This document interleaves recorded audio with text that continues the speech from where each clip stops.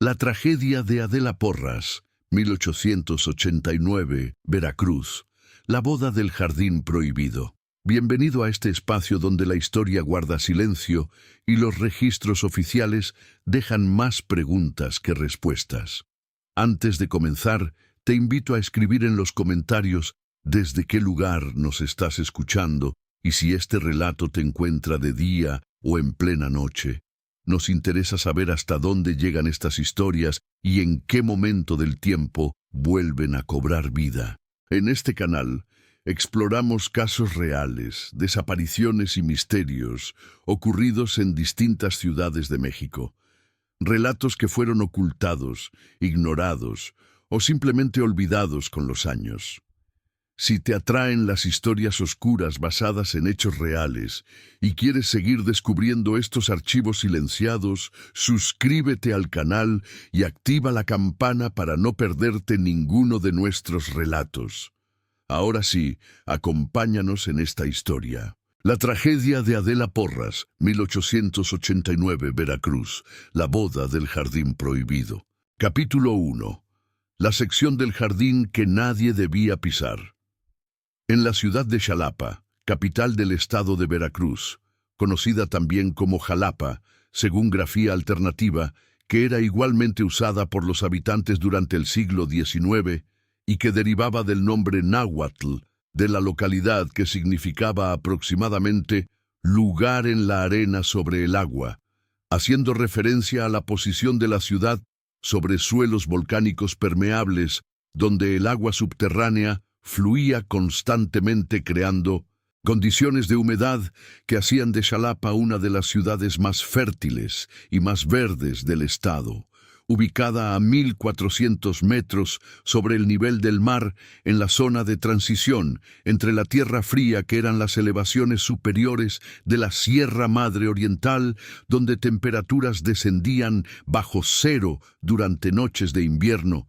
y la Tierra Caliente, que eran las llanuras costeras del Golfo de México, donde temperatura promedio excedía los 30 grados durante la mayor parte del año, posición geográfica de transición que le daba a la ciudad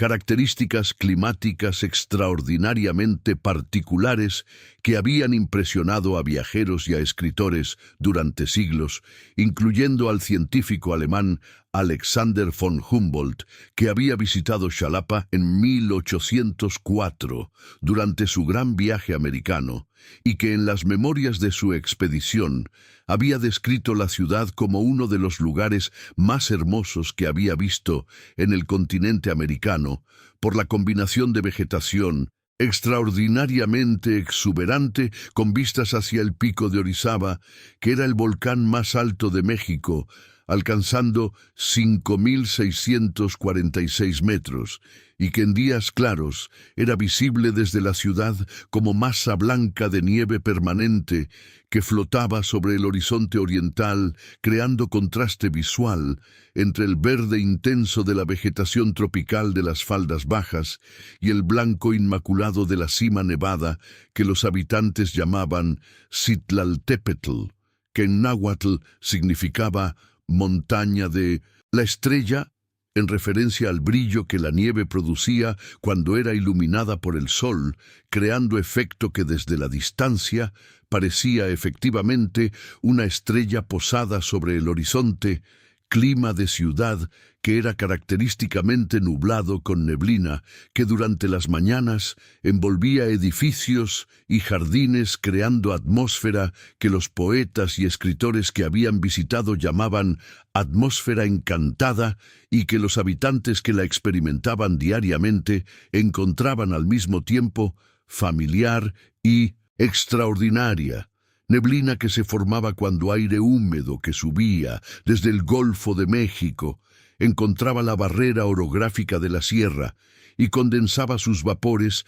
en gotas microscópicas que quedaban suspendidas en atmósfera, creando visibilidad reducida que, aunque hacía que los días fueran frecuentemente grises, también proporcionaba la humedad constante que explicaba la extraordinaria diversidad vegetal de región, donde podían encontrarse en área relativamente pequeña especies que en otras partes del mundo vivían en ecosistemas completamente separados, diversidad vegetal que incluía orquídeas que crecían sobre troncos de árboles aprovechando humedad del aire sin necesitar suelo. Helechos arborescentes que alcanzaban alturas de 6 metros con frondas que creaban dosel verde intenso, bajo el que la luz llegaba filtrada, adquiriendo tonalidad verdosa, que transformaba el suelo del bosque en espacio que parecía submarino, y flores de brillantes colores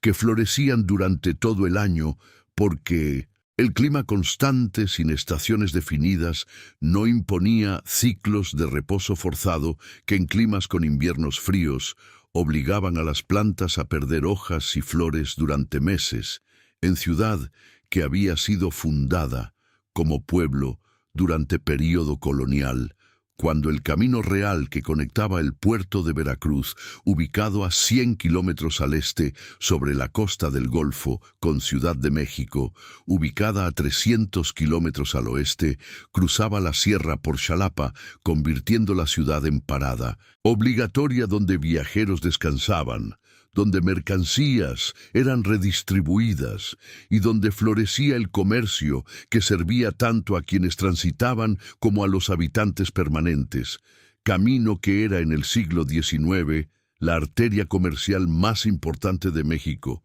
porque por él fluía todo el comercio que llegaba al país a través del puerto de Veracruz, que era el principal punto de entrada de importaciones europeas y la principal salida de exportaciones mexicanas, particularmente café, tabaco y pieles, que eran productos que generaban los ingresos de exportación fundamentales para la economía nacional. En ciudad que para el año de 1889, cuando la historia extraordinariamente oscura de Adela Porras, que voy a narrar en cada uno de sus detalles, ocurrió, había alcanzado población de aproximadamente 24.000 habitantes distribuidos en área urbana que incluía el centro histórico con sus edificios coloniales construidos con piedra volcánica de color oscuro, que era material característico de región, y que daba a la arquitectura de Xalapa tono austero que contrastaba con la exuberancia verde de jardines y parques que rodeaban los edificios. El barrio del Dique, donde familias de clase media y alta habían construido residencias rodeadas de jardines extensos, aprovechando los terrenos de fácil irrigación natural, el mercado central, donde productores de toda la región vendían café de las faldas de la sierra, flores de los viveros, que eran especialidad de Xalapa, y frutas tropicales de las tierras bajas que llegaban en arriería diariamente, y múltiples barrios populares donde trabajadores, artesanos y pequeños comerciantes vivían en casas modestas que, aunque carecían del jardín, que era señal de posición social en Xalapa, tenían la compensación del barrio mismo, que en ciudad tan verde era espacio público que todos compartían. En la tarde de nube baja y brisa húmeda del sábado 14 de septiembre de 1889,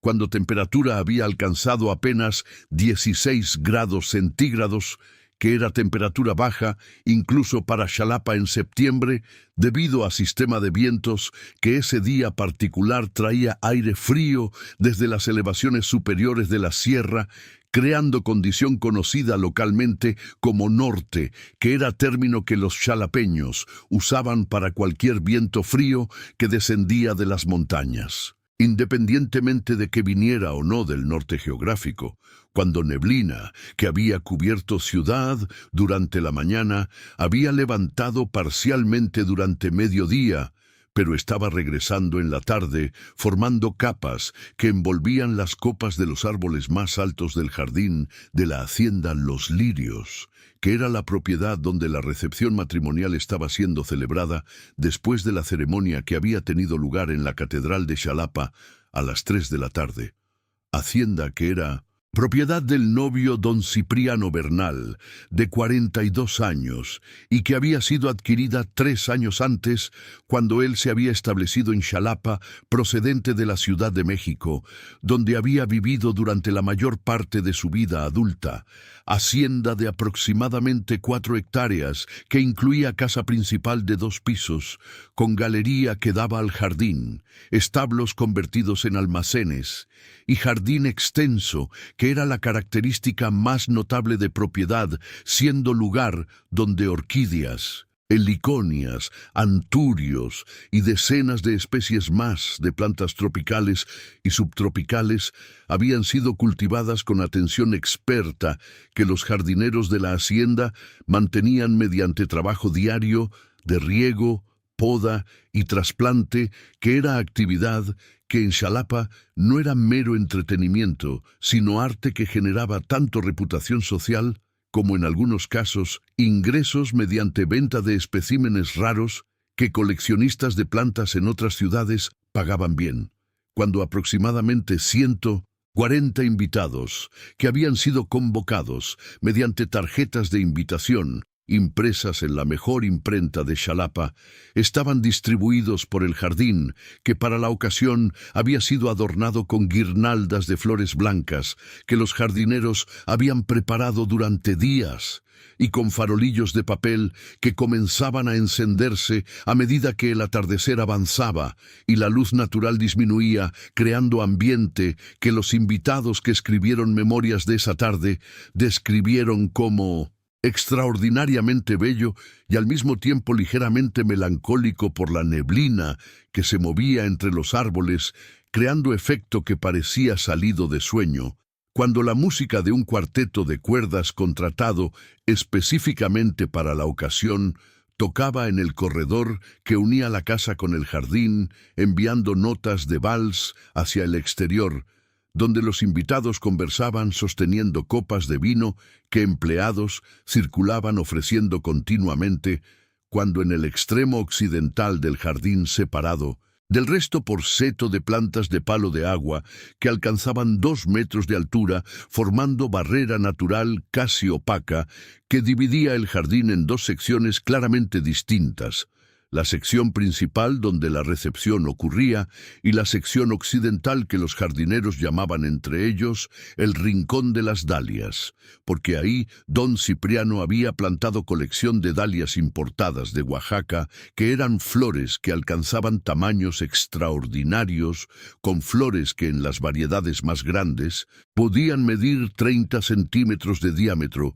produciendo espectáculo visual notable durante los meses de floración. Sección que esa tarde de la boda estaba acordonada con cuerda de cáñamo gruesa, a la que habían sido atadas cintas de color bordó, que era el color del ajuar de la recepción, acompañada de letrero pequeño escrito en cartulina con letra que varios invitados comentaron que era la letra del propio don Cipriano, que decía simplemente: área en restauración, acceso restringido, que era explicación que, aunque sonaba plausible, generó entre los invitados, que repararon en él, curiosidad y comentario, porque el letrero parecía añadido recientemente, ya que la cartulina estaba completamente limpia, sin señales del desgaste que semanas de intemperie habrían producido sobre papel expuesto en jardín al aire libre. La persona que más atención prestó al letrero y a la sección acordonada fue la hermana mayor de la novia, Consuelo Porras, de 26 años, mujer de temperamento observador, que desde pequeña había desarrollado costumbre de notar los detalles que otros pasaban por alto, costumbre que su madre, doña Francisca, atribuía en parte al hecho de que Consuelo había sido desde niña la hermana que resolvía los pequeños misterios domésticos cuando algo se perdía o cuando algo no cuadraba en las cuentas de la casa, costumbre que en el contexto de la recepción de la boda de su hermana la llevó a pararse frente al seto de palo de agua y examinar la cuerda y las cintas con atención, que varios invitados que la vieron notaron y que comentaron entre sí con las observaciones benevolentes que las bodas generan sobre los comportamientos de los miembros de la familia, quien durante la recepción caminó hasta el seto y miró hacia la sección occidental con curiosidad que en ese momento no podía articular como sospecha porque no tenía razón concreta para sospechar, solo la sensación vaga de que el área acordonada merecía atención, sensación que se transformó en pregunta directa que Consuelo planteó a don Cipriano durante la recepción cuando tuvo oportunidad de hablar con él, en momento en que Novio estaba momentáneamente solo, conversando con Jardinero sobre algún detalle de la decoración floral. Pregunta a la que don Cipriano respondió con la fluidez de quien ha preparado respuesta de antemano, explicando que estaba reacondicionando el suelo de esa sección del jardín, porque análisis de tierra que había encargado había revelado deficiencia de nutrientes que hacía que las dalias no florecieran con la exuberancia que merecían, y que el proceso de acondicionamiento que involucraba incorporar compost especial importado de Ciudad de México requería que el área no fuera pisada durante el período de incorporación para que el proceso biológico no fuera interrumpido, explicación que sonaba técnicamente plausible y que estaba presentada con la seguridad del conocimiento horticultural que don Cipriano había cultivado deliberadamente durante los 3 años que llevaba en Xalapa, precisamente para que preguntas sobre el jardín pudieran ser respondidas con credibilidad, pero que Consuelo guardó en su memoria junto con la observación de que la cuerda y las cintas que acordonaban el área parecían haber sido colocadas recientemente y junto con la impresión que no supo nombrar en ese momento, pero que tampoco abandonó, de que don Cipriano había respondido la pregunta con levemente demasiada fluidez, como quien recita respuesta aprendida en lugar de explicar algo que simplemente sabe. Esta es la historia de Adela Porras, quien tenía 23 años, cuando se casó con don Cipriano Bernal el 14 de septiembre de 1889 en la Catedral de Xalapa, cuya recepción fue celebrada en el jardín de la Hacienda Los Lirios, con una sección del jardín acordonada con letrero de acceso restringido, que en el momento de la boda ningún invitado cuestionó públicamente, aunque varios notaron, quien desapareció 43 días después de la boda, en circunstancias que don Cipriano explicó a la familia, afirmando que Adela había abandonado el matrimonio voluntariamente para irse con su supuesto amante, que no pudo nunca identificar con precisión, cuya desaparición fue investigada por el jefe político de Xalapa, don Agapito Flores, a instancias de la familia, que nunca creyó la explicación de don Cipriano, y cuya investigación revelaría que en la sección occidental del jardín, acordonada durante la boda, en el rincón de las dalias, donde el letrero decía que el suelo estaba siendo acondicionado, estaban enterrados los restos de la esposa anterior de don Cipriano, llamada Remedios Galindo, que había desaparecido 18 meses antes, y que la familia de ella había buscado sin resultado en Estado de México, donde la pareja había vivido, restos que el jardín de Xalapa había ocultado desde que don Cipriano había llegado a la ciudad procedente de Ciudad de México, con su historia de viudo reciente y con su propiedad hermosa y su dinero misterioso, cuyo origen nadie había investigado, porque en la Xalapa de fin de siglo XIX la discreción era virtud social, que se confundía frecuentemente con falta de curiosidad necesaria. Capítulo 2. Veracruz en 1889 y la ciudad de la niebla perpetua.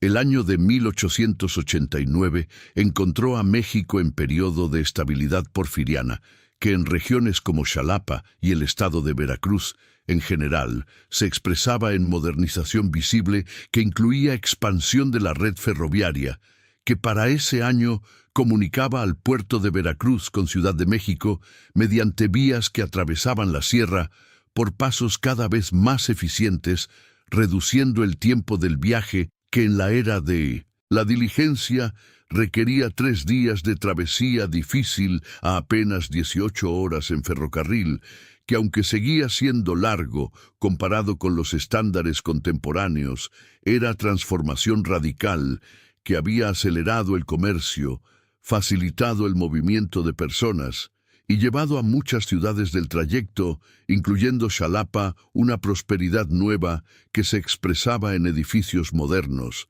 en comercios que importaban artículos de lujo europeos y en la expansión de clase media que tenía acceso a bienes y a estilos de vida que previamente habían sido exclusivos de la élite. Xalapa específicamente vivía en ese período una etapa que sus habitantes más reflexivos describían como de transformación tranquila. Porque a diferencia de ciudades donde la modernización llegó con sacudidas bruscas que alteraron el tejido social, en Xalapa el proceso era más gradual y más orgánico, integrado en el ritmo de ciudad que siempre había sido lugar de tránsito y de intercambio y que por lo tanto estaba acostumbrada a incorporar influencias externas sin perder carácter propio. El café, que era cultivo estrella de la región xalapeña, era en 1889 producto cuya demanda internacional seguía creciendo, generando ingresos que beneficiaban tanto a los grandes hacendados cafetaleros de la región como a los comerciantes de la ciudad que actuaban como intermediarios, comprando café a productores medianos para venderlo a exportadores que operaban desde el puerto de Veracruz. Y la ciudad de Xalapa había desarrollado alrededor de este comercio una red de casas comerciales, de agentes y de prestamistas que constituían tejido económico de una complejidad que sorprendía a visitantes que esperaban encontrar ciudad provincial modesta y descubrían en cambio centro urbano con vida comercial sofisticada que manejaba transacciones cuyo monto era significativo. La sociedad xalapeña de 1889 tenía características que la distinguían de otras ciudades de México de tamaño similar y que eran resultado de la posición de Xalapa como ciudad de tránsito y de comercio donde llegaban regularmente personas de diferentes procedencias y con diferentes historias, que era lugar donde familia establecida desde generaciones convivía con recién llegados que habían encontrado en la ciudad oportunidades que sus regiones de origen no les ofrecían, donde las preguntas sobre el origen y la historia de las personas eran respondidas con respeto a la privacidad, que era valor social importante en Xalapa, respeto que en circunstancias normales era virtud, pero que en el caso de don Cipriano Bernal fue la condición que permitió que llegara a ciudad con historia fabricada y que durante 3 años nadie cuestionara lo que afirmaba sobre sí mismo con la profundidad que habría sido necesaria para descubrir la verdad. Para las mujeres de familias de posición, como la familia Porras, la vida social de Xalapa ofrecía más variedad que en ciudades más conservadoras, porque el tránsito constante de personas y de ideas había creado atmósfera levemente más abierta, donde las conversaciones sobre libros, sobre política y sobre ideas que en otras ciudades eran exclusivamente masculinas, en Xalapa podían ocurrir con presencia femenina en reuniones familiares donde las mujeres participaban con una presencia que, aunque seguía siendo discreta, era más activa que en contextos más restrictivos. Capítulo 3. Adela Porras y la familia que la amaba. Adela Porras había nacido el 8 de octubre de 1865 en la casa familiar ubicada en la calle de Lerdo, a 2 cuadras de la Plaza Lerdo, que era la plaza central de Xalapa, siendo tercera de 5 hijos, que incluían a la hermana mayor, Consuelo, de 26 años, que era la que en la boda haría la pregunta sobre el jardín acordonado, a la hermana menor Perpetua, de 20 años, que todavía vivía en casa, al hermano mayor, Rodrigo, de 28 años, que trabajaba en el negocio familiar de importación de café, y al hermano menor, Eladio, de 17 años, que estudiaba en el colegio preparatorio de Xalapa. Su padre, don Gilberto Porras, era comerciante de café establecido en Xalapa desde hacía 25 años, que había construido negocio próspero comprando café de productores de la sierra para vender a exportadores del puerto de Veracruz. Negocio que requería conocimiento profundo de las características de las diferentes variedades de café que se producían en la región, de los precios que fluctuaban según la demanda internacional y de las relaciones personales con productores que frecuentemente vendían en exclusiva a compradores de confianza que habían demostrado honestidad en las transacciones durante años. Negocio que generaba ingresos anuales de aproximadamente 15,000 pesos que permitían que familia Porras viviera con comodidad en casa de buen tamaño, con jardín propio, que era señal de posición en Xalapa, donde las casas con jardín eran las que las familias de posición habitaban. Su madre, doña Francisca, era mujer de carácter fuerte y de afecto expresivo que administraba la casa con la combinación de practicidad y de sensibilidad emocional que hacía que los hijos la buscaran tanto para resolver problemas cotidianos como para compartir los eventos de sus vidas interiores, que bordaba con habilidad notable y que había enseñado a todas las hijas el arte del bordado como práctica, que aunque era considerada simplemente actividad femenina apropiada, tenía para doña Francisca dimensión de meditación activa que permitía pensar con claridad mientras las manos trabajaban. Adela, a sus 23 años, era mujer que los contemporáneos describían con el vocabulario de la época, que reservaba los adjetivos más elocuentes para describir carácter femenino apreciado. Era de carácter alegre y honesto, que significaba que era persona cuya expresión emocional era genuina en lugar de calculada, de educación esmerada, que en la Xalapa de fin de siglo significaba que había asistido a la escuela de las Hermanas del Sagrado Corazón, donde había aprendido lectura, escritura, aritmética básica, costura y música suficiente para tocar piano con competencia apreciable y de juicio formado, que era manera de decir que aunque era joven, había desarrollado capacidad de evaluar situaciones con madurez que no siempre correspondía a su edad. Esta última característica que la familia señalaba con orgullo discreto era la que hacía que la historia de cómo Adela había aceptado el cortejo de don Cipriano fuera, en retrospectiva y con el conocimiento de lo que después se revelaría,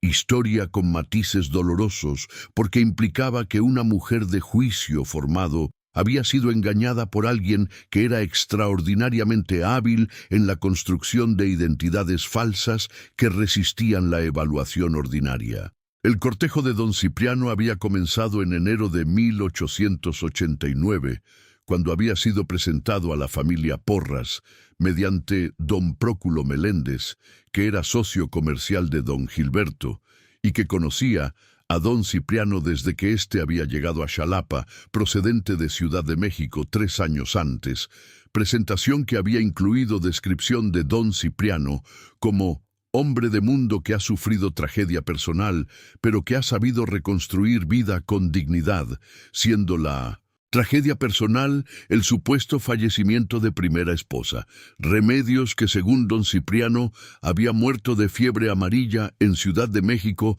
2 años antes, descripción que en la Xalapa de fin de siglo generó simpatía más que sospecha, porque la fiebre amarilla era enfermedad que efectivamente causaba muertes numerosas en el puerto de Veracruz y en otras partes del estado, y que, aunque era menos común en Xalapa, por la altitud que hacía que el mosquito vector no prosperara, no era inimaginable que alguien en Ciudad de México contrajera la enfermedad. Don Cipriano había conducido el cortejo con paciencia y con atención al protocolo durante 8 meses, visitando la casa de los Porras regularmente, conversando con Adela, siempre en presencia familiar, enviando los regalos apropiados en los momentos establecidos por la costumbre, y mostrándose en la vida pública de Xalapa como hombre establecido mediante asistencia regular a misa, participación en eventos del Casino de Xalapa, donde se reunía la élite masculina de ciudad, y mantenimiento de la Hacienda Los Lirios, que aunque no era negocio productivo en el sentido estricto, era propiedad que demostraba capital y estabilidad. La dote que don Gilberto comprometió para el matrimonio de Adela incluía efectivo de 6,000 pesos, participación en negocio de café valorada en 8,000 pesos y ajuar valorado en 1,500 pesos, total de 15,500 pesos que para don Cipriano representaba suma que, aunque no era la más grande que podría haber obtenido mediante matrimonio en Xalapa, era suficientemente atractiva para justificar la elaborada construcción de identidad que había mantenido durante 3 años. Lo que ningún miembro de la familia Porras sabía y que la investigación posterior revelaría era que don Cipriano no era viudo, sino asesino, que la esposa Remedios no había muerto de fiebre amarilla, sino que había sido asesinada,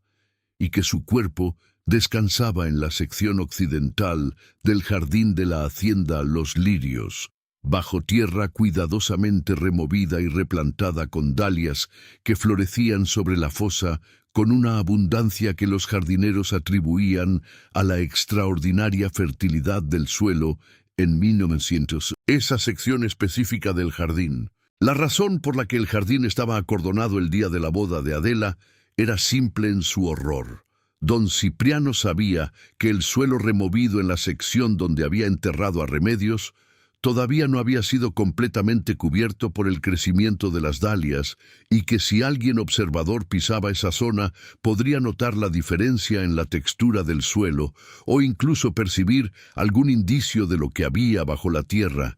y había acordonado el área con el letrero de restauración como precaución para asegurarse de que ningún invitado de la boda se acercara a esa sección durante la recepción. Capítulo 4. El secreto que el jardín guardaba. Don Cipriano Bernal había llegado a Xalapa en enero de 1886 procedente de Ciudad de México, donde había vivido durante 15 años trabajando como agente comercial independiente que compraba y vendía mercancías variadas, obteniendo comisiones que, aunque no eran extraordinarias, le habían permitido vivir confortablemente. Habría llegado simplemente como hombre de negocios buscando oportunidades en ciudad que prosperaba, si no fuera porque su llegada estaba precedida por circunstancia, que él necesitaba que nadie en Xalapa supiera, y que era la desaparición de su esposa Remedios Galindo en octubre de 1885, que era fecha que corresponde a 2 meses antes de su llegada a Xalapa. Remedios Galindo había sido mujer de 38 años, que don Cipriano había conocido y con quien había contraído matrimonio en Ciudad de México en 1879, cuando ambos tenían algo en sus situaciones, que el matrimonio convenía a cada uno en formas diferentes, aunque no necesariamente complementarias, en el sentido que matrimonio verdadero requeriría. Remedios había recibido herencia de madre fallecida que incluía casa en barrio de Santa María la Ribera y efectivo de 1980, 12,000 pesos que necesitaba ser administrada por persona de confianza, según las ideas de la época que consideraban que mujer sola, administrando patrimonio significativo, era blanco natural de explotación por parte de quienes detectaran vulnerabilidad, y don Cipriano había encontrado en esa situación oportunidad de acceder a capital que su propio negocio no generaba. Durante los 6 años de matrimonio que precedieron a la desaparición de Remedios, don Cipriano había gestionado el patrimonio de esposa de manera que, aunque legalmente tenía derecho de hacer como esposo, según la ley civil de México de la época, había resultado en que para octubre de 1885 la casa en Santa María la Ribera había sido vendida y el efectivo de 12,000 pesos había sido invertido en negocios que habían generado pérdidas, con el resultado de que Remedios, quien llegó al matrimonio con patrimonio de 14,000 pesos en activos, se encontró 6 años después con menos de 2,000 pesos de bienes. Las fricciones que esta situación había generado en el matrimonio eran conocidas por vecinos de la familia en Ciudad de México, que testimoniaron durante investigación posterior que los Bernal tenían discusiones frecuentes que, aunque no siempre eran audibles, sí producían los indicadores que hacen que vecinos noten puertas que se cerraban con fuerza, silencios prolongados durante días en que ninguno de los dos salía al jardín cuando el otro estaba presente, y visitas al médico de barrio por parte de Remedios que habían generado comentario entre vecinas cuando vieron que llegaba con paso que denotaba dolor abdominal. La desaparición de Remedios había ocurrido en octubre de 1885, cuando, según don Cipriano, ella había salido una mañana para visitar a su hermana en el barrio de Tepito y no había regresado, historia que don Cipriano había presentado a las autoridades con calma, que en el momento había sido interpretada como estoicismo de hombre controlado, pero que en retrospectiva era frialdad de quien sabe exactamente qué había pasado con la persona desaparecida, porque era él quien lo había provocado. Las autoridades de Ciudad de México habían realizado búsqueda que, aunque no fue exhaustiva por falta de recursos, tampoco fue completamente superficial. Habían interrogado a la hermana de Remedios llamada Catalina, que vivía en Tepito, y que había afirmado que Remedios nunca había llegado a su casa ese día. Habían preguntado a vecinos que no reportaron haber visto a Remedios salir, y habían concluido después de semanas de búsqueda infructuosa que la mujer había desaparecido voluntariamente. Conclusión que, aunque la hermana Catalina rechazó de manera explícita y documentada, afirmando que Remedios nunca habría abandonado familia voluntariamente, no pudo ser revertida porque la investigación no tenía más pistas que seguir. Lo que ningún investigador de Ciudad de México había pensado buscar era en el jardín trasero de la casa donde don Cipriano y Remedios habían vivido, jardín que don Cipriano había vendido junto con la casa en enero de 1886, un mes después de la desaparición de Remedios, venta que realizó con los recursos que obtuvo para financiar su traslado a Xalapa, donde llegó con historia de viudo que había perdido esposa por enfermedad. Compró la hacienda Los Lirios, que en ese momento era propiedad de hacendado, que la vendía por necesitar capital inmediato pagando precio, que aunque era razonable, representaba inversión significativa, que dejó a don Cipriano con reservas económicas modestas, que explicaban por qué, para 1889, su situación financiera requería con urgencia la infusión de capital que la dote de nueva esposa proporcionaría. La elección de Xalapa como ciudad donde establecerse después de desaparición de Remedios había sido deliberada. Era ciudad suficientemente importante para ofrecer la vida social que don Cipriano necesitaba para encontrar nueva víctima, suficientemente lejos de Ciudad de México para que la historia que construyera sobre sí mismo no fuera fácilmente verificada por alguien que conociera su historia real, y en estado diferente al de Ciudad de México, lo que reducía probabilidad de que investigadores del caso de Remedios llegaran a buscar pistas en Xalapa, porque la jurisdicción terminaba en las fronteras estatales y comunicación entre autoridades de diferentes estados era lenta y poco sistemática. Capítulo 5. Los 43 días. Los primeros días del matrimonio de Adela y don Cipriano habían transcurrido en la hacienda Los Lirios, donde la pareja se instaló inmediatamente después de la boda. días que la empleada doméstica principal de la hacienda llamada Inés Castillejos describiría meses después durante el proceso judicial como días en que la señora Adela exploraba la hacienda con curiosidad de quien llega al lugar hermoso que será su hogar y con alegría de recién casada. Exploración que naturalmente incluía los jardines, que eran la característica más notable de la propiedad y que Adela recorría con admiración genuina por las plantas que don Cipriano había cultivado con conocimiento considerable. La primera tensión que Inés registró en su memoria y que mencionó durante interrogatorio fue que Adela, durante la primera semana después de la boda, había preguntado a don Cipriano cuándo sería levantado el acordonamiento de la sección occidental del jardín que seguía cercada con la cuerda y las cintas que habían estado presentes durante la boda. Pregunta a la que don Cipriano había respondido con tranquilidad, explicando que el proceso de acondicionamiento de suelo que había comenzado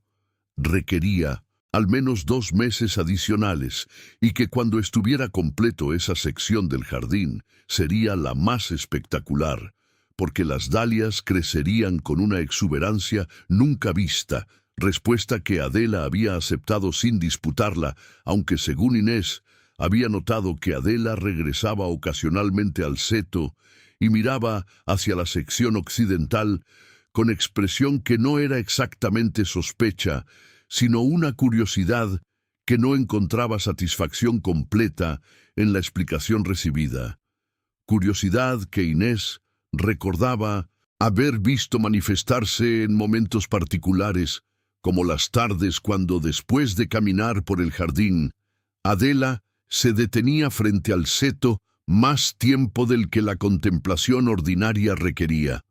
o las mañanas cuando Adela tomaba su café en la galería que daba al jardín y su mirada se desviaba hacia la barrera verde del seto con la regularidad de quien tiene pregunta sin respuesta que permanece presente aunque no sea articulada. Durante las semanas siguientes al matrimonio, don Cipriano había comenzado a manifestar comportamientos que Adela en el momento interpretó como facetas de carácter que el cortejo formal no había revelado completamente, pero que la convivencia cotidiana iba exponiendo gradualmente. Irritabilidad cuando planes no se desarrollaban exactamente como él esperaba, necesidad de control sobre los movimientos de Adela que se expresaba como preguntas sobre dónde había estado y con quién cuando ella salía a visitar a su familia o a realizar compras, y una distancia emocional que a veces se expresaba como silencio prolongado durante comidas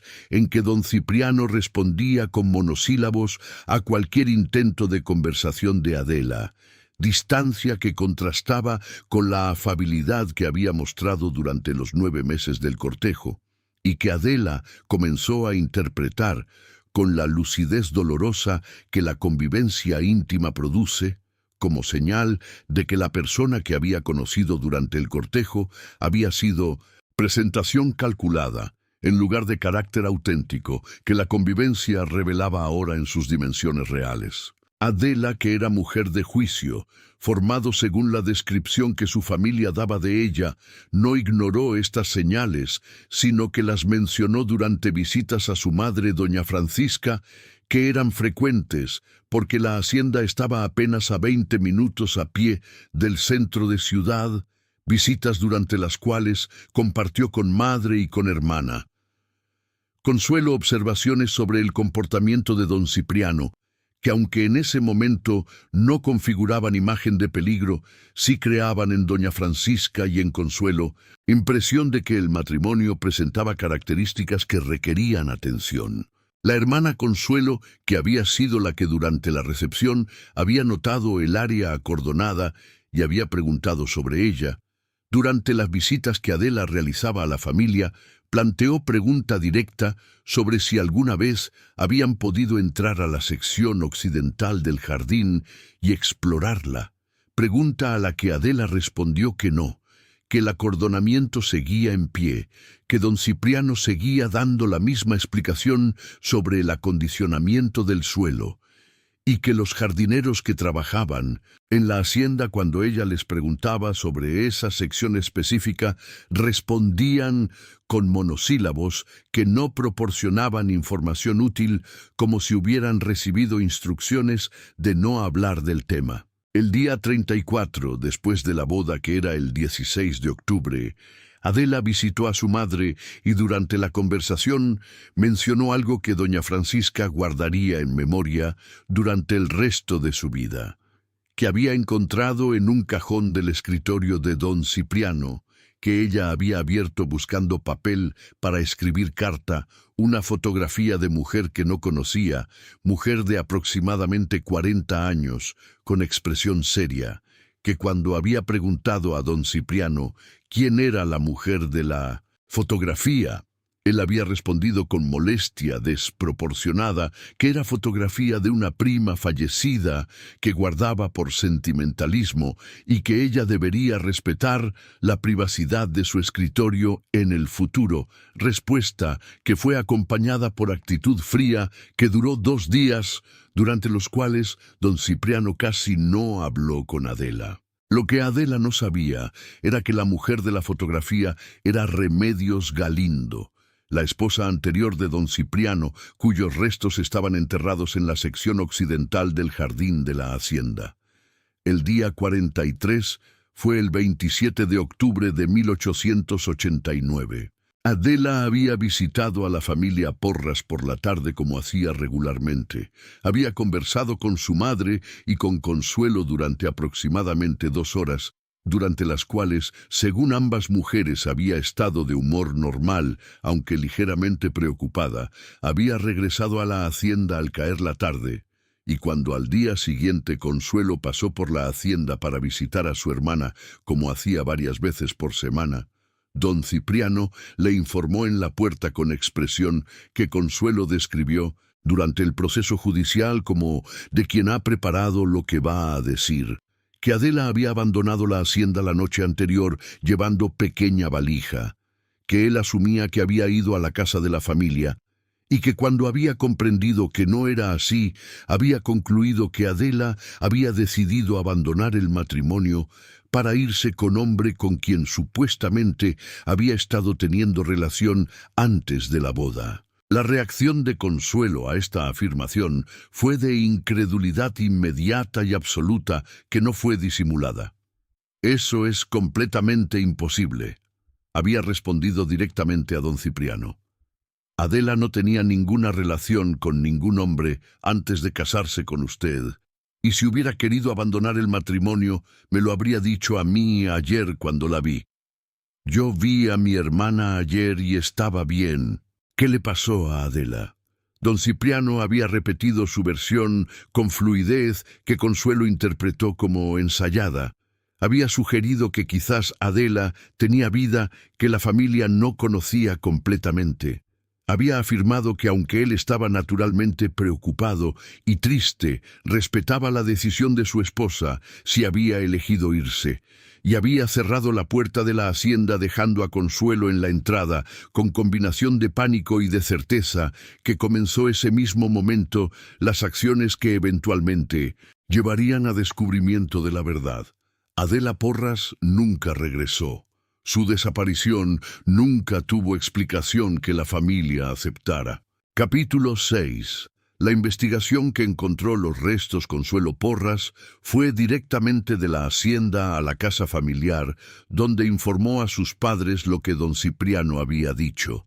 Y esa misma tarde, don Gilberto, que era hombre de reacciones calmadas, pero determinadas, cuando la situación lo requería, visitó la oficina del jefe político de Xalapa, don Agapito Flores, para reportar desaparición de hija y expresar que no aceptaba la explicación de don Cipriano. El jefe político Flores, que era funcionario de 20 años de experiencia en administración y seguridad pública, que había manejado casos de desapariciones anteriores con resultado variado, escuchó el relato de don Gilberto con atención, y después de hacer preguntas que clarificaron los detalles de lo que se sabía, prometió iniciar investigación al día siguiente. La investigación comenzó El 29 de octubre, con interrogatorio formal de don Cipriano, en la hacienda Los Lirios, que el jefe político Flores condujo personalmente, acompañado por el agente ministerial don Tomás Briceño, interrogatorio durante el cual don Cipriano repitió su versión con consistencia que el jefe político anotó en expediente, observando que aunque la historia era internamente consistente en los detalles que don Cipriano proporcionaba, había ausencia total de cualquier detalle concreto sobre el supuesto amante de Adela que hubiera dado verosimilitud a la versión como la descripción física del hombre. El nombre que Adela supuestamente había mencionado o la circunstancia específica en que don Cipriano había llegado a sospechar de la relación. Interrogatorio de empleados de la hacienda que el agente Briceño condujo durante la misma visita reveló que Inés Castillejos, la empleada principal, confirmó que Adela había salido por la tarde como era su costumbre para visitar a familia y que cuando regresó por la noche la situación había sido normal, sin señales de argumento o de preparación de viaje, y que a la mañana siguiente Adela simplemente no estaba, y don Cipriano había informado a empleados que la señora había decidido irse, lo que había sorprendido a todos porque, según Inés, no era el tipo de persona que se fuera así. El agente Briceño, que durante visita a Hacienda había recorrido brevemente el jardín, observando la sección occidental que todavía estaba acordonada, aunque la cuerda y las cintas de la boda habían sido reemplazadas por baranda de madera más permanente, había anotado en informe que esa sección del jardín requería inspección que el jefe político Flores había aceptado como punto a considerar, aunque en ese momento no tenía razón específica para sospechar que el jardín era relevante para la desaparición. La información que transformó la investigación llegó en forma de carta que el jefe político Flores recibió el 5 de noviembre de 1889.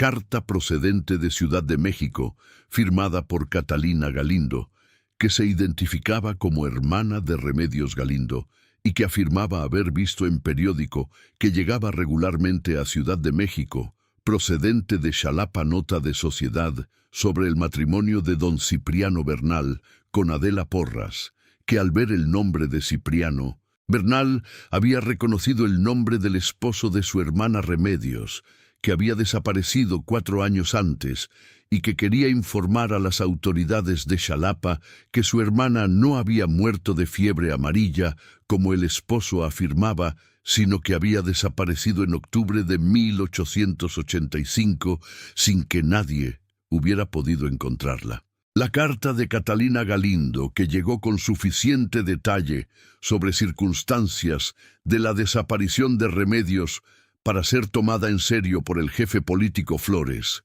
cambió completamente el enfoque de la investigación de la desaparición de Adela, porque situaba a don Cipriano como hombre cuya primera esposa también había desaparecido misteriosamente en circunstancias que él había explicado, de manera que la explicación nunca fue completamente verificada. El jefe político Flores convocó a don Cipriano a la jefatura el 9 de noviembre y le informó que había recibido comunicación de Ciudad de México sobre circunstancias de desaparición de primera esposa Remedios y que requería que explicara con mayor detalle qué había pasado con ella. Don Cipriano, que hasta ese momento había mantenido calma que el jefe político había anotado en expediente como notable dada la situación, mostró en esa entrevista por primera vez señales de perturbación. Repetición de palabras como si necesitara tiempo para construir respuesta. Mirada que se desvió hacia ventana con frecuencia que, interpretada en contexto, se leería después como señal de ansiedad, y versión de la muerte de Remedios, que aunque seguía siendo la misma historia de fiebre amarilla, adquirió bajo la presión de preguntas específicas, inconsistencias en fechas, que el jefe político anotó cuidadosamente. La decisión de inspeccionar el jardín de la hacienda fue tomada el 11 de noviembre, cuando el jefe político Flores obtuvo orden judicial del juez de primera instancia, don Nicolás Altamirano, que había escuchado el caso y considerado que había causa suficiente para inspección de propiedad del sospechoso. La inspección se realizó el 12 de noviembre con presencia del jefe político, del agente briseño, del doctor Emilio Cardoso, que era médico que ejercía en Xalapa y que tenía conocimiento básico de medicina forense, y de 2 empleados de la jefatura que realizarían trabajo físico necesario. El jardín fue recorrido sistemáticamente, comenzando por secciones que no presentaban características inusuales y llegando finalmente a la sección occidental que seguía acordonada por la baranda de madera. El doctor Cardoso, que se había educado sobre señales físicas que podían indicar perturbación de suelo, asociada a entierros, estudió el suelo de esa sección con atención. Observó que aunque las dalias crecían densamente cubriendo la mayor parte de la superficie, había zona de aproximadamente 2 metros por 1, donde la distribución de las plantas era ligeramente diferente a las zonas adyacentes, donde el suelo, cuando fue presionado con bastón que el doctor Cardoso llevaba, tenía sedimento levemente diferente, y donde al nivel de la nariz, a pocos centímetros del suelo, había olor que, aunque era débil, era diferente al olor ordinario de tierra de jardín. La excavación comenzó en esa zona específica a las 2 de la tarde bajo cielo, que la neblina característica de Xalapa había vuelto gris y difuso, proporcionando luz que, aunque era suficiente para el trabajo, tenía la calidad apagada que hacía que los colores parecieran menos saturados y que los contornos de los objetos fueran levemente borrosos, luz que los participantes recordarían después como apropiada de manera inquietante para lo que iban a encontrar.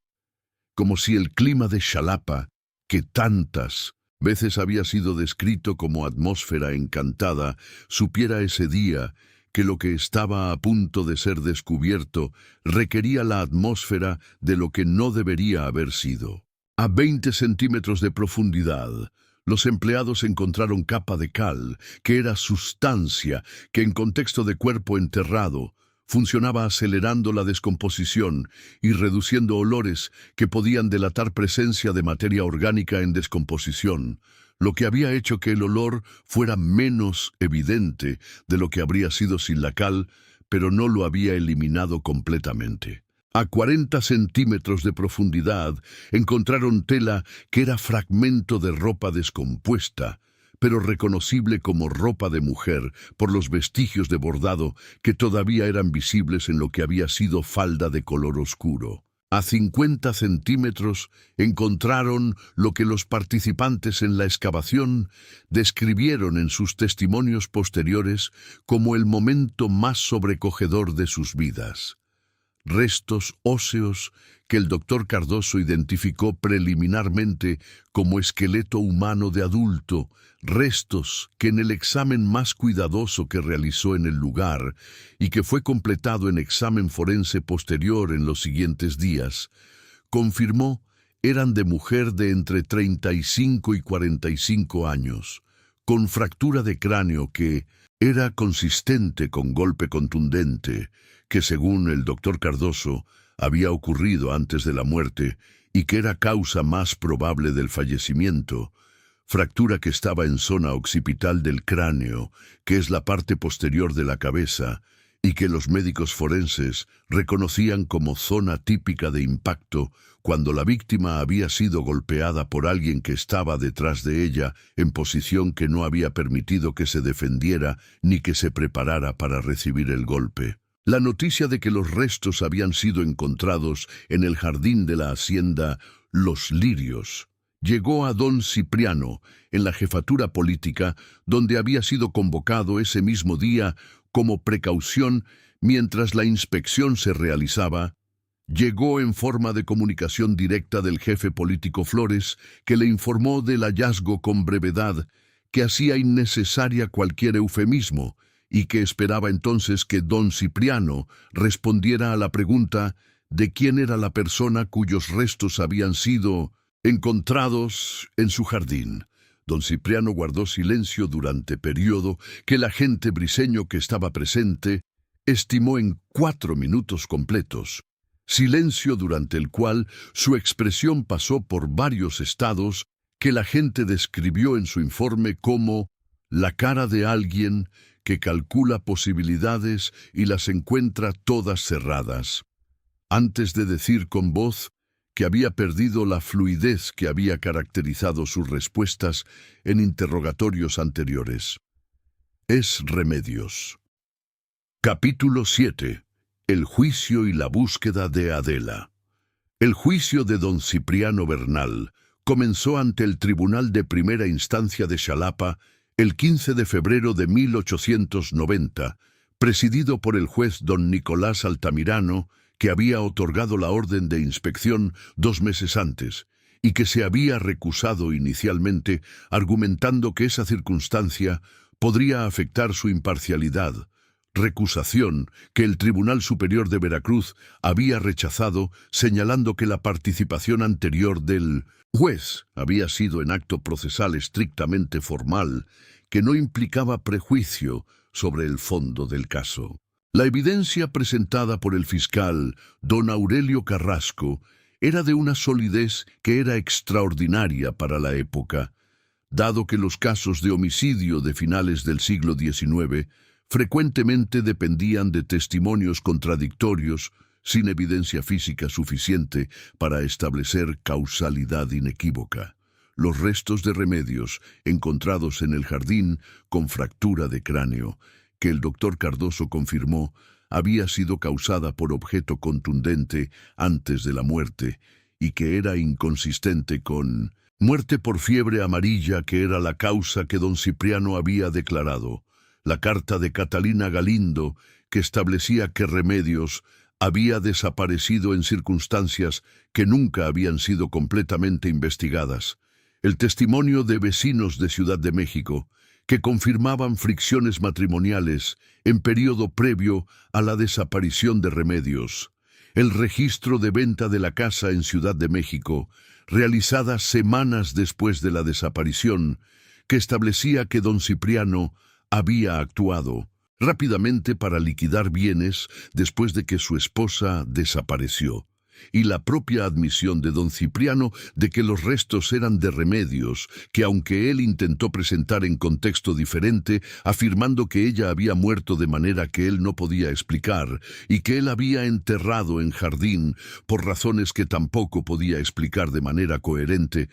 era admisión que confirmaba que sabía de la existencia de los restos y que por lo tanto había sabido todo el tiempo que su primera esposa no había muerto de fiebre amarilla. El testimonio más poderoso del juicio fue el de Consuelo Porras, la hermana de Adela, que fue llamada no como testigo del crimen contra Remedios, porque ella no había sido testigo de eso, sino como testigo de lo que había observado durante la boda y durante las semanas siguientes, que era período relevante para el cargo adicional que el fiscal Carrasco había incluido en la acusación, el cargo de desaparición forzada de Adela Porras, que aunque no podía ser juzgado como homicidio porque no se habían encontrado restos de Adela, sí podía ser juzgado como crimen contra la persona, dado que todas las circunstancias indicaban que Adela no había desaparecido voluntariamente.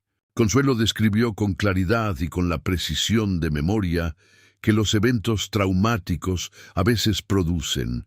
el área acordonada del jardín durante la boda y la explicación que don Cipriano había dado que ella había encontrado plausible en ese momento, pero que en retrospectiva veía como maniobra deliberada para evitar que cualquier invitado pisara zona que ocultaba restos, la curiosidad de Adela por esa sección del jardín que nunca pudo satisfacer, porque el acordonamiento se mantuvo durante todo el período del matrimonio. La visita el día antes de la desaparición, en que Adela había estado normal, sin señal de que planeara nada, y la afirmación en la puerta de la hacienda de don Cipriano, que ella rechazó inmediatamente, porque conocía a su hermana suficientemente bien para saber que era imposible. Don Cipriano acordonó el jardín el día de la boda, declaró Consuelo, dirigiéndose directamente al jurado como el juez le había permitido, porque sabía que bajo ese jardín estaba enterrada la mujer que había matado antes de casarse con mi hermana, y acordonó ese jardín con letrero que decía que el suelo estaba en restauración, y la noche de la boda de Adela fue la primera noche que mi hermana durmió en esa hacienda sin saber que a 20 metros de la ventana de su habitación había fosa. Don Cipriano no acordonó ese jardín por las dalias, lo acordonó porque tenía algo que esconder, y lo que escondía era lo que le iba a hacer a mi hermana. La sala guardó silencio durante varios segundos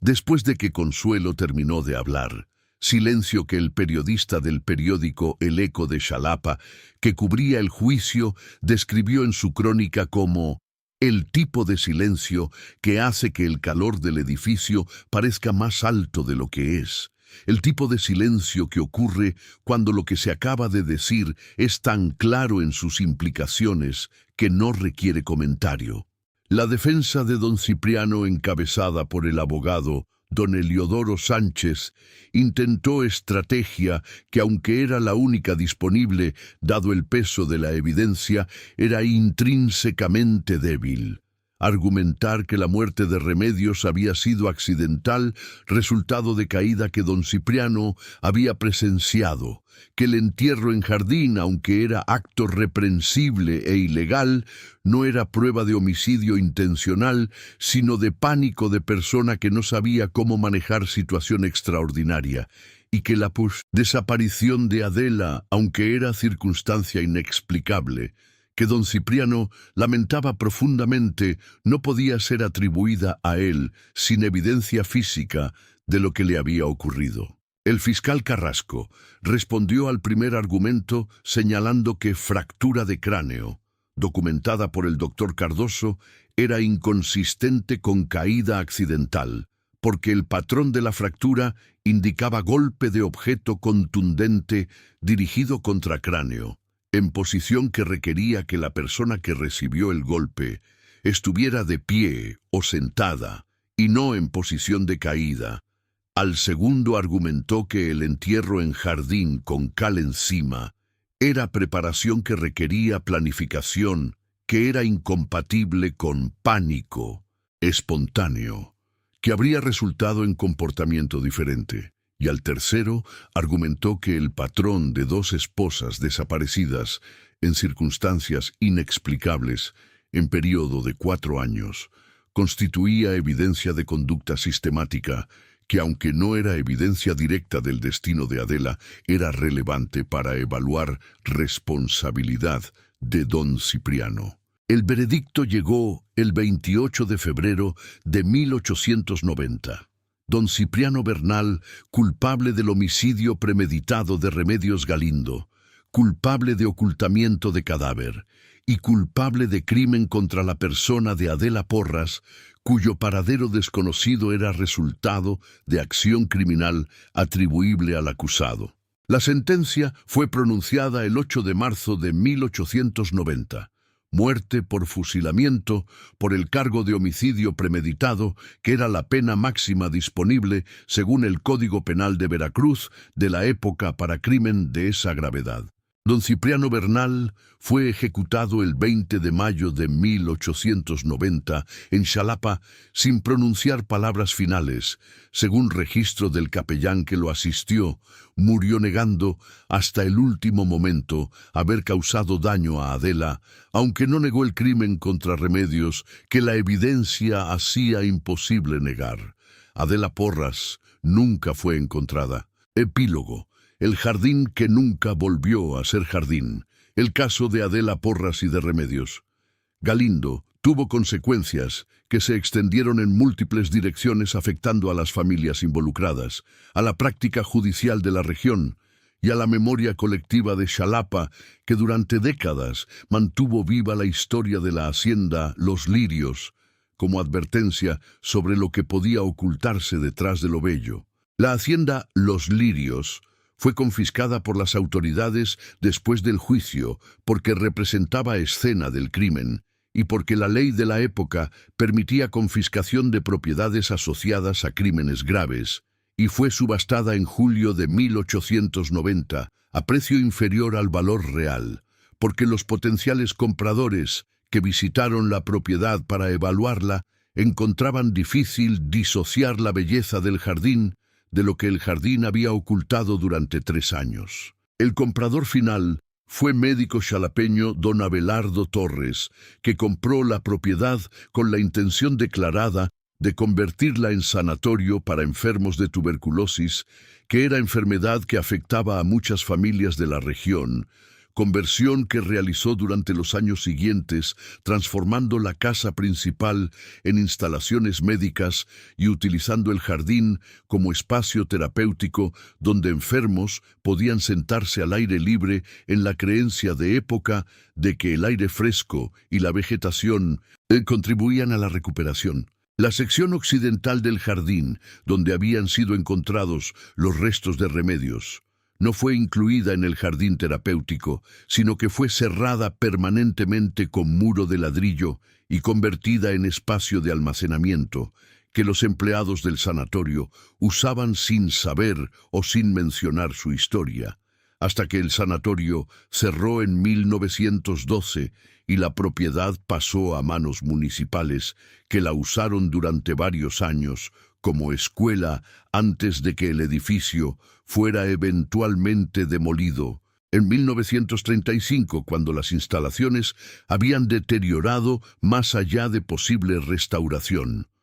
La familia Porras, que nunca encontró a Adela, vivió durante los años siguientes con la ausencia de la hija y hermana, que nunca tuvo tumba que visitar, ausencia que los conocían describían como la más difícil de las pérdidas, porque no tenía el cierre que la muerte, aunque terrible, proporciona, sino que permanecía como pregunta abierta que el tiempo no cerraba completamente. Don Gilberto, que durante el juicio había mantenido la compostura necesaria, falleció en 1893 a los 58 años, de lo que el médico certificó como enfermedad cardíaca, pero que doña Francisca describía a quienes le preguntaban como muerte de quien no encontró razón para continuar después de perder hija sin nunca saber dónde está. Consuelo, que había sido figura central en el descubrimiento de la conspiración,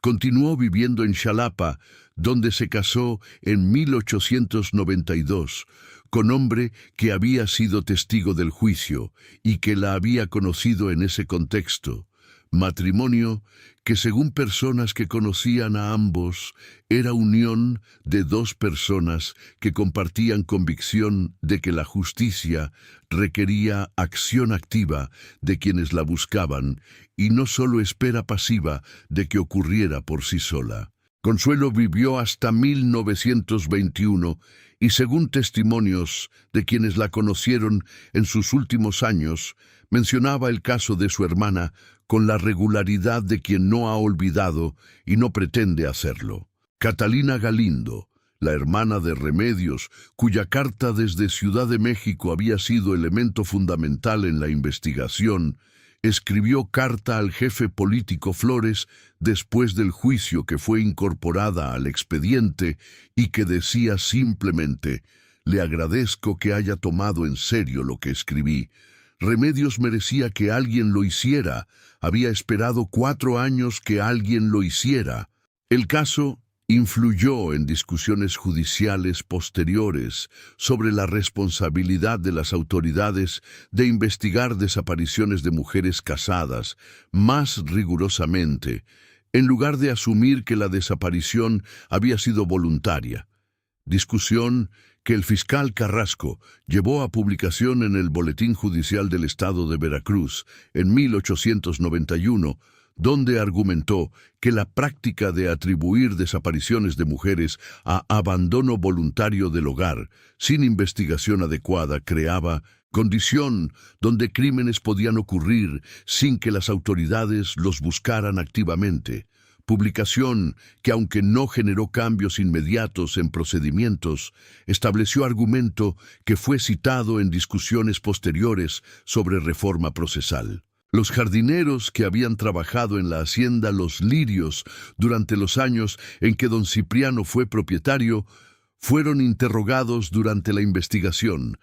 y aunque ninguno podía ser considerado cómplice porque no había evidencia de que supieran qué había bajo las dalias de la sección occidental, varios de ellos declararon durante el proceso que en retrospectiva había habido señales que en el momento habían ignorado porque carecían de contexto para interpretarlas. La instrucción específica de don Cipriano de que nadie regara la sección occidental durante ciertos períodos, la manera en que reaccionaba cuando notaba que alguien se acercaba al seto que dividía las dos secciones,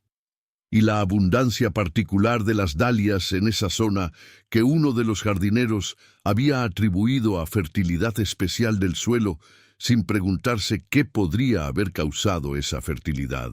La observación del jardinero sobre la fertilidad de las dalias fue la que más se repitió en las crónicas y en los relatos populares del caso que circularon durante años en Xalapa. La imagen de flores que florecían sobre la fosa con la exuberancia que el suelo enriquecido producía, imagen que se tornó en figura que los xalapeños usaban para hablar sobre cosas hermosas que ocultaban horror, sobre la manera en que la naturaleza, con su indiferencia absoluta, puede ser instrumento involuntario de ocultamiento de crímenes humanos. Descansa en paz, Remedios Galindo. 3 años bajo las dalias en jardín de ciudad que no era el tuyo, en tierra que no te correspondía, en silencio que nadie que te buscaba pudo romper, hasta que carta de tu hermana llegó al lugar correcto en el momento en que otra mujer había desaparecido por las mismas manos. Que la justicia que llegó tarde, pero llegó, sea suficiente para la memoria de lo que fuiste antes de que ese jardín te ocultara. Descansa en paz, Adela Porras. Nunca fuiste encontrada. La familia que te amó y que nunca aceptó la mentira de que te había sido voluntariamente buscó sin encontrar. El jardín que te intrigaba durante las semanas del matrimonio guardaba secreto que explicaba todo y que al mismo tiempo hacía que lo que te ocurrió fuera irreversible. Que el hecho de que tu hermana Consuelo actuó rápido y decidido sea parte de tu historia, porque sin ella quizás tampoco habría habido justicia para Remedios. Juntas en la memoria de este caso, separadas en el destino que ninguna de las dos eligió. Si esta historia que viene del jardín nublado de una hacienda de Xalapa en el otoño de 1889 te ha llegado al interior de esa conciencia, donde guardamos lo que no podemos ni queremos olvidar, te pido que dejes tu me gusta como gesto de que esta investigación histórica, que requiere horas y dedicación, tiene sentido. Que te suscribas al canal para acompañarme en los próximos episodios, donde seguimos explorando los casos más oscuros y más necesarios de la historia de México, y que actives la campanita para no perderte ninguno. ¿Qué es lo que más te impacta de este caso? El jardín acordonado durante la propia boda de la segunda víctima mientras la primera estaba enterrada ahí mismo. La carta de Catalina Galindo que llegó desde Ciudad de México y que cambió todo. O la valentía de Consuelo que desde el primer momento rechazó la versión de don Cipriano. Comparte tu reflexión en los comentarios. Gracias por acompañarme en esta historia del jardín prohibido. Hasta el próximo caso.